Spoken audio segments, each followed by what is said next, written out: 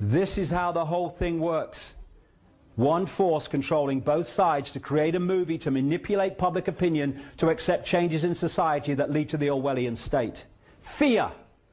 Fear, the four-letter word that controls the world. Once you get people in fear, they will look outside of themselves for people or organizations to protect them from what they have been manipulated to fear. Fear is the greatest of all mass mind manipulation techniques. Because of fear, we have this introduced, justified by what I've been talking about. This is a poster from Germany in 1934. That's a poster from London today. And this is from Sheffield. Someone in Sheffield sent me this. This is from Sheffield bus station. Every bus, tram, oh no, let's start from the top. Spit and run, you'll still get caught. DNA. Ooh, aye. Every bus, tram and interchange has DNA testing kits. Spit at the staff and you can be traced and prosecuted, even if we don't know what you look like. And your records will be on the national DNA database forever. We're free, honey. I love it. Did he spit? Get the DNA tested. What are you talking about? Here we go. Help me find and kill the terrorists. Tell on your neighbours. Tell on your friends. Tell on your family. Hey, there's some meeting going on at that Willoughby Manor Hotel. I don't know what's going on here. I think we better get over here quick. Yeah, you might bloody learn something. Get over.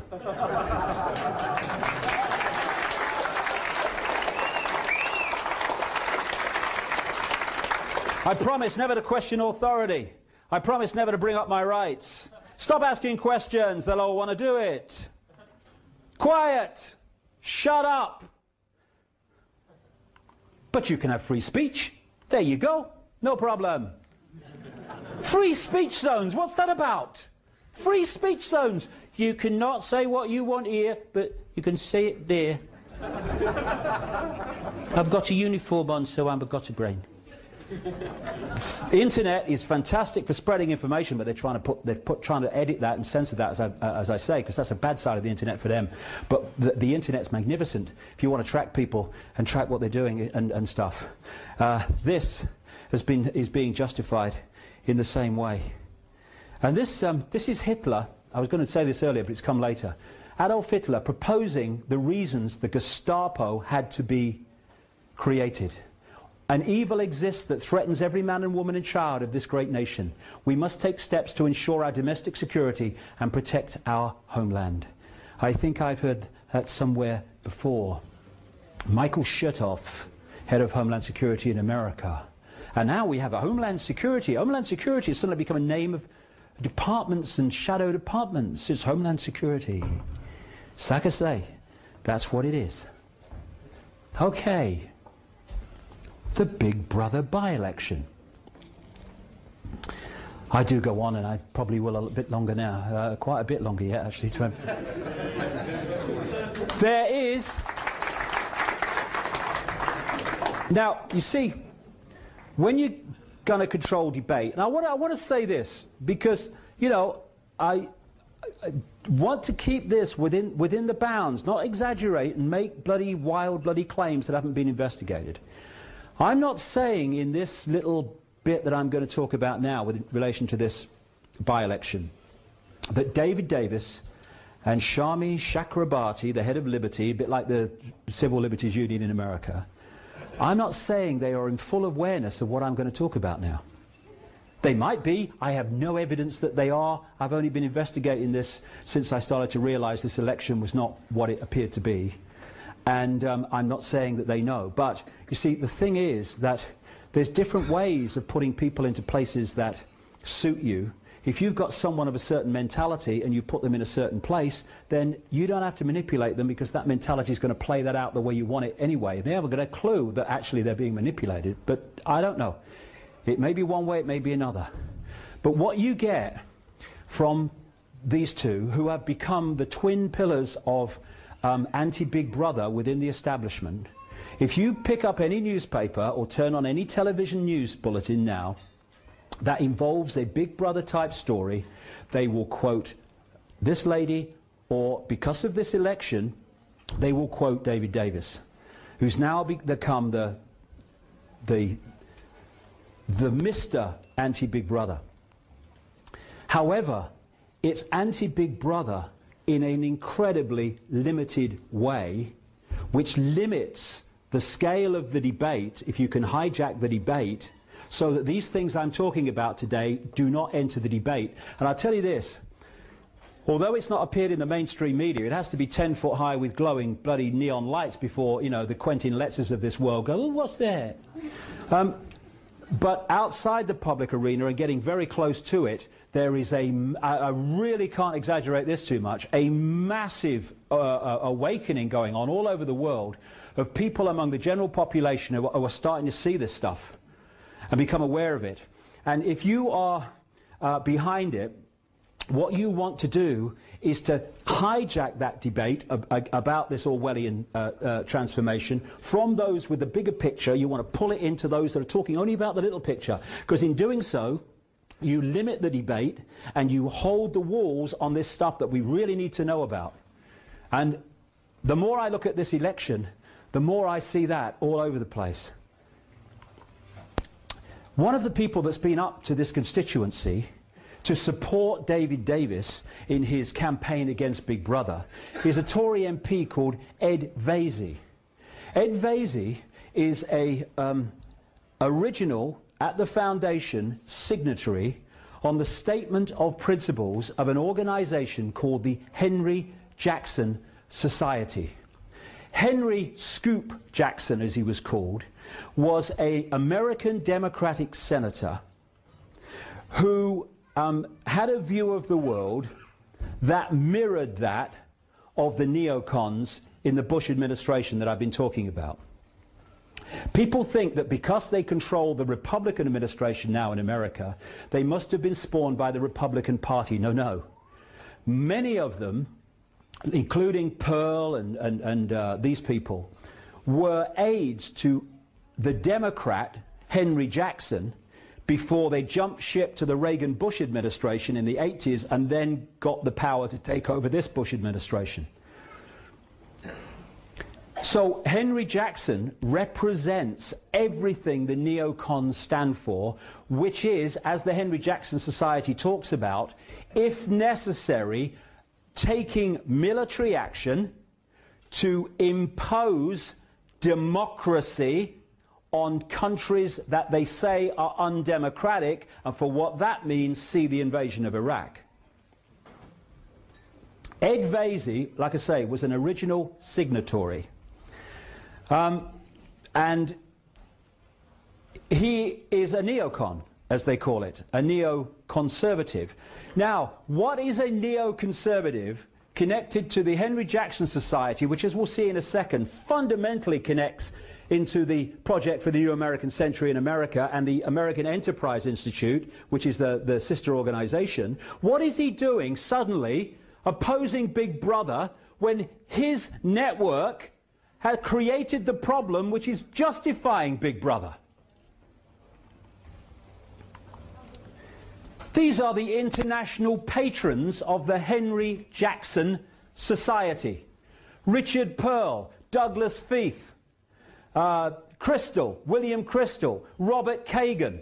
Crystal and Kagan were the co-founders of the Project for the New American Century that produced that document which has played out ever since in death and slaughter and conquest, which has justified the introduction of the Big Brother state.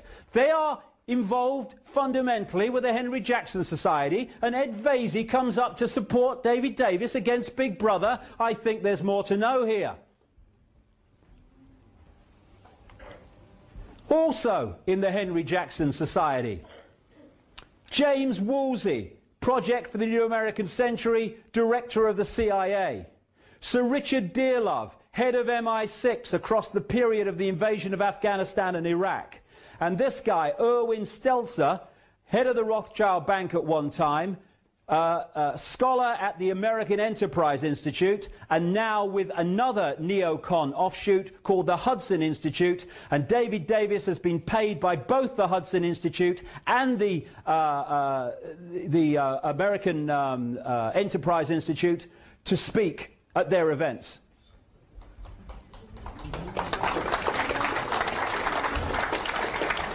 Coming up to this constituency before the polling on Thursday is this man, Michael, I am a neoconservative, from his own lips, Gove, another shadow minister in the Cameron administration, Conservative administration.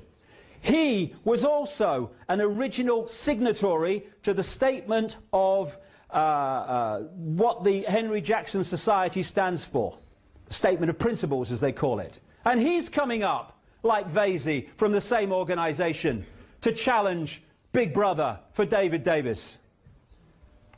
This man's talking on behalf of David Davis. Colonel Tim I Support Davis Collins, who became famous for his military operations in Iraq.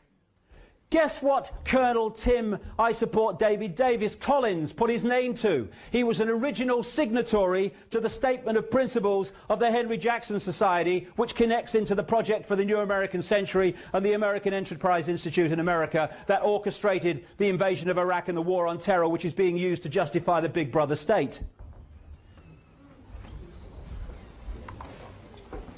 Patrick Mercer, Tory MP, been in this constituency supporting David Davis against Big Brother. He is a consultant for Blue Hackle, which is one of these private army security organisations which connects with others to create connections of private armies that are being paid by government to operate in places like Iraq. He's went on a fact-finding mission to Iraq, paid for by an organisation called HEART, that produces and uses the very Big Brother technology that David Davis is saying we've got to stop. He was paid, this is this guy, he was paid with his expenses and his flights and his hotels and everything to go on a fact-finding trip to Pakistan and Afghanistan by this security organisation called the Saladin Group. And this is from Saladin's website. This is what they do, just part of it.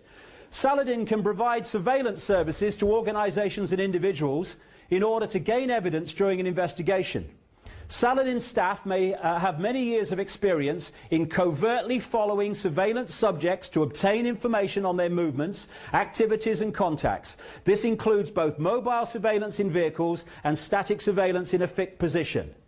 Patrick Mercer, connected to these organisations, was in this constituency a few days ago to support a challenge to Big Brother.